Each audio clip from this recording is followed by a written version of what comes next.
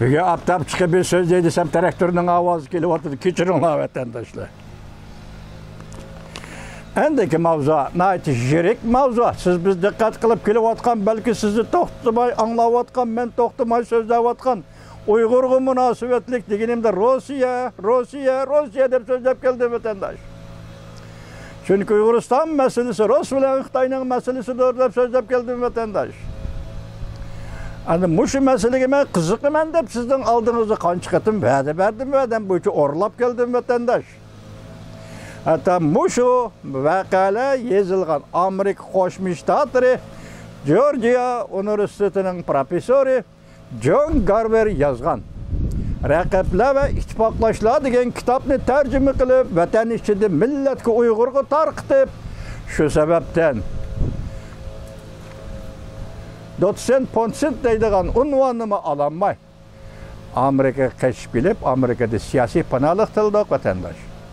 Bugün endi şuna şu Rusya doğrusu sizge qayt sözlep kelip atkan haberlerimiz, leksiyalarımızın içinde bugün endi yetip gelgen bu haberini anlaysınız vatandaşa.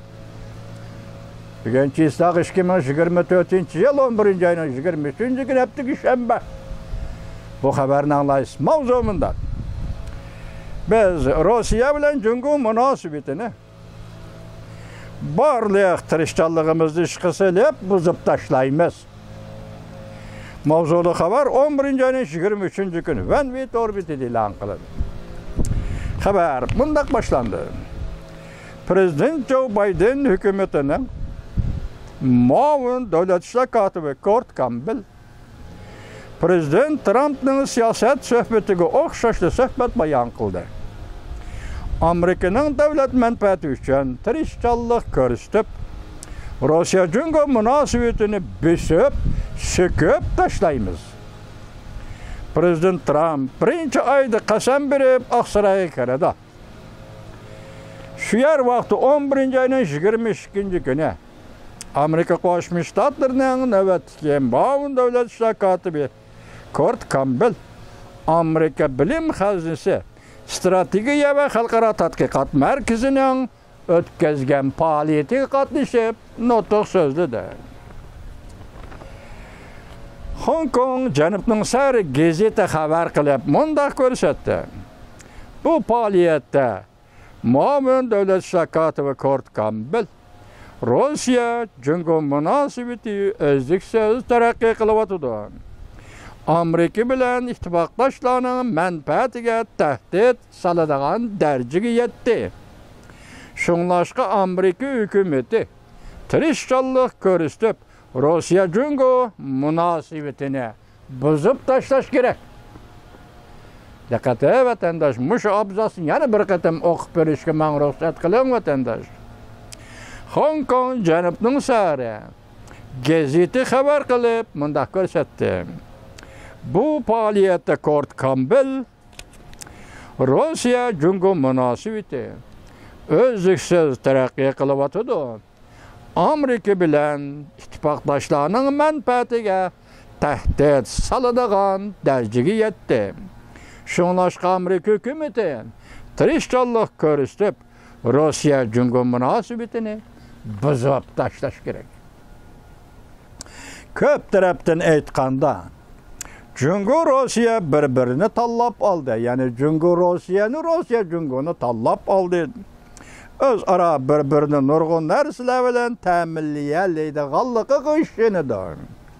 Cumhurda yo'qni Rusya berdi, Rusyada yo'qni Cumhur berdi. Shuning ishindi Rusya Cumhur.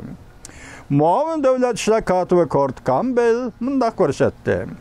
Men Cumhur Rusya munosabati ko'p darajada maxfiy.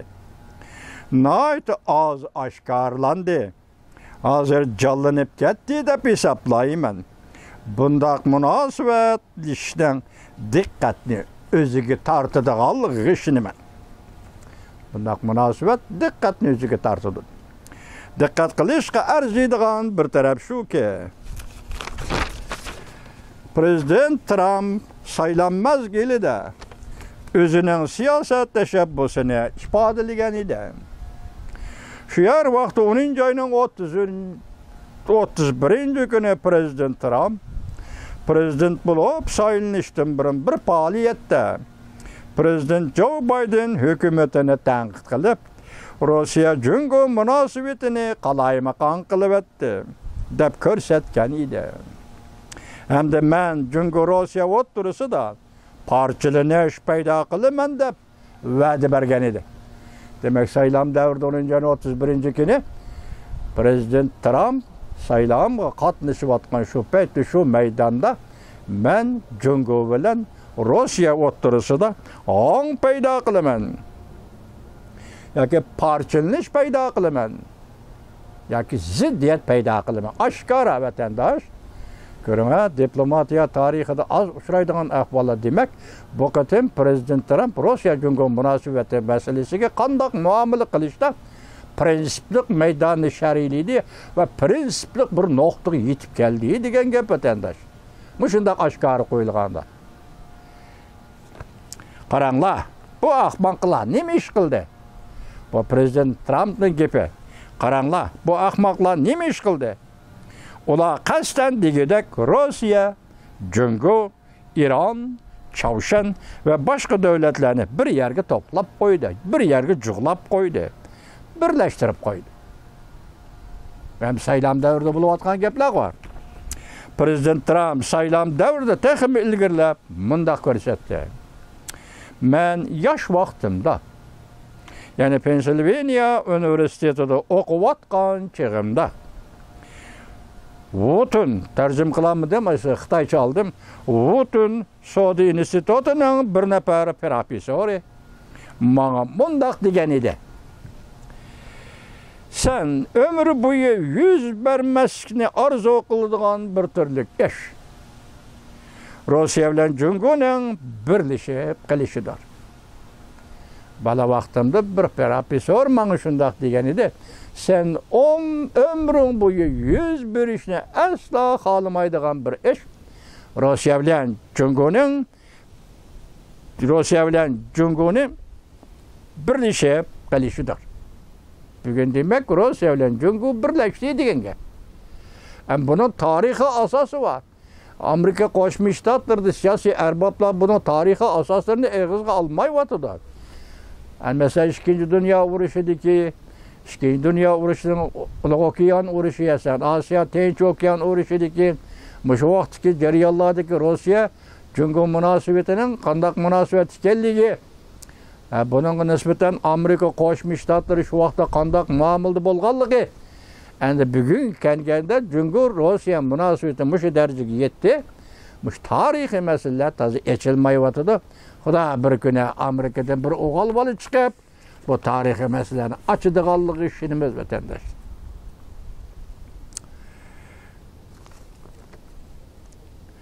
Bana mundaq degan, sen ömür boyu 100 bermeskini arzu qildigan bir türlük yaş Rossiya bilan Jungoning birlashib qilishidir. Lekin hozir biz faqat hamnipet uchun ularni birlashtirib qo'ydik. Prezident Trump saylam davrida so'zni to'liqlab turib mundaq ko'rsatdi. Men Rossiya bilan Jungoning munosabatini buzib tashlayman. Men ularning, yani Rossiya bilan Jungoning munosabatini buzib tashlashga iqtidorim to'liq yetadi deb hisoblayman. Lekin Prezident Trump bu to'g'rida konkret tadbirlarni o'tirib qo'ymadi. Rahmat Prezident Trump, shundaqla rahmat navbatga Prezident Joe Biden hükümetinin muavin devlet işler katibi Kurt Campbell. Biz Uygurlar Rossiya bilan Xitoyning ziyonkashligi, siyosiy ziyonkashligiga uchragan millat. Masalan, Ruslar Chaurusiya davridan tortib Xitoyning Manchun hukumati bilan bo'lgan munosabatlarda markaziy o'ringa qo'ygan O'rta Osiyoda Uyg'uriston masalasi.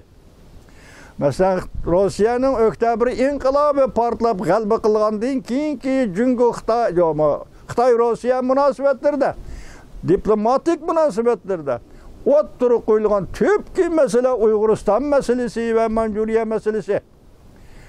Shunday qilib, mayli Chaurusiyaning qo'lida, mayli Lenin Stalin Rossiyasining qo'lida, hatto bugungi prezident Vladimirning qo'lida Uyg'uriston Xitoyga setilib keldi, Xitoyga qo'shilib keldi, ta'kidlab keldi, takrorlab keldi. Xuddi bugun Uyg'uristonni Xitoyga qo'shib berib o'tgan, mustamlika qilib o'tgan Stalin 1950-yil 2 ayning 14-kuni Mavzun bilan ko'rishgan so'rinda biz sana Şinjanni, Tashqi Mong'oliyani mustamlika qilib berdik dedi. Shunga hurmatli Kurt Campbell, Muavin davlat ishtirokati bugun agar Amerika Qo'shma Shtatlari Rossiya bilan Jungoning munosabatini buzaman degan qarorga kelgan bo'lsa, birinchi bo'lib Uyg'ur masalasini ko'tarib chiqa olsak, Uyg'ur masalasiga markaziy gap qila olsak, Uyg'ur masalasi Rus bilan Xitoy o'rtasida Yevroosiyoning markaziy masalasi. Uyg'ur masalasi Rus bilan Xitoyning o'rtasida Rossiyaning Osiyoga qaratgan diplomatik siyosiy masalasi. Rus bilan Xitoy o'rtasida Uyg'uriston masalasi. O'rta Osiyoning ta'sir doirasiga elinishi va bu ta'sir doirasi kimga bo'lishi? Bir tarafiga Rossiya ega bo'lishi, Uyg'uristonga Xitoy ega bo'lishi. Shu orqali O'rta Osiyoni parchalab boshqarishdan iborat Rossiyaning muddaoyiga va Xitoyning muddaoyiga bop keladigan masala Uyg'uriston masalasidir.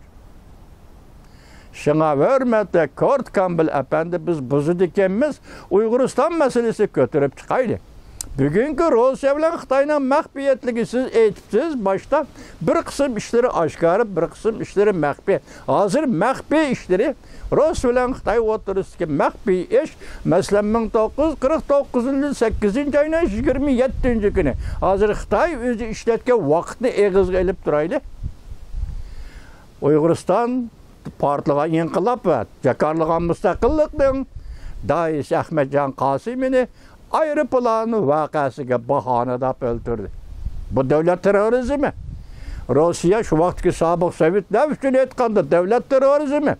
Xitoy uchun aytganda, Xitoyning Kuomintang partiyasi va Xitoyning Kompartiyasiga nisbatan aytganda davlat terrorizmi? Uyg'urning daisi Ahmadjon Qosimi Rus bilan Xitoyning davlat terrorizmining ziyonkashligiga uchrab qatl qilindi, o'ldirildi. Shuningdan keyin Uyg'uriston Xitoyga tava bo'ldi. Rossiya tava qilib berdi. Bu yerda Uyg'urlar biz qo'shilib ketaman degan gap yo'q, juma vatandoshlar. Bilib o'tganda men dedim-ku, inqilob qilgan Uyg'ur, qurol ko'tarib okopga tushgan Uyg'ur, davlat qurgan Uyg'ur hech qanday biz qo'shilib ketaman degan yo'q. Faqat KGBga jasus bo'lib kirgan Uyg'ur tilida so'zlaydigan munofiqlardan boshqa hech kim biz Xitoyga qo'shilib ketamiz degan emas. Bugun Yevroosiyoning markazidagi Uyg'uriston Amerika Qo'shma Shtatlaridan nazarga elindi. Buning kishilik huquqi Amerika Qo'shma Shtatlari Davlat Majlisi nazarga elindi. Bugun yangi saylangan prezidentimiz Donald Trump yuqoriqidek men Rus bilan Xitoyning munosabatini buzaman dedi. Biz qo'llaymiz. Mushu buzish jarayonida tarixiy material sifatida Uyg'ur va Uyg'uristonning masalasi, Uyg'uristonda qurilgan davlatning masalasi, bu davlatni munqariz qilib Stalinning Uyg'uristonni Xitoyga qo'shib berishi bu intayin zo'r tarixiy voqea. Cho'ng davlatlar o'rtasidagi intayin zo'r voqea. Biz mushu masalalarning endi echilib, xalqaro jamiyatga, dunyoga topshirilishini, Rus bilan Xitoy xoinligining nima ekanligini dunyoga ko'rsatishni umid qilamiz va Amerika Qo'shma Shtatlari prezidenti Trumpning bu to'g'ridagi Rus-Xitoy munosabati to'g'risidagi siyosatini va shundaqla navbatdagi prezident Joe Biden hukumatining muavin tashqi ishlar ministri muavin tashqi ishlar davlat ishlar kotibi Kurt Campbellning yuqorida so'zlagan so'zini qo'llaymiz va shundaq madad beramiz.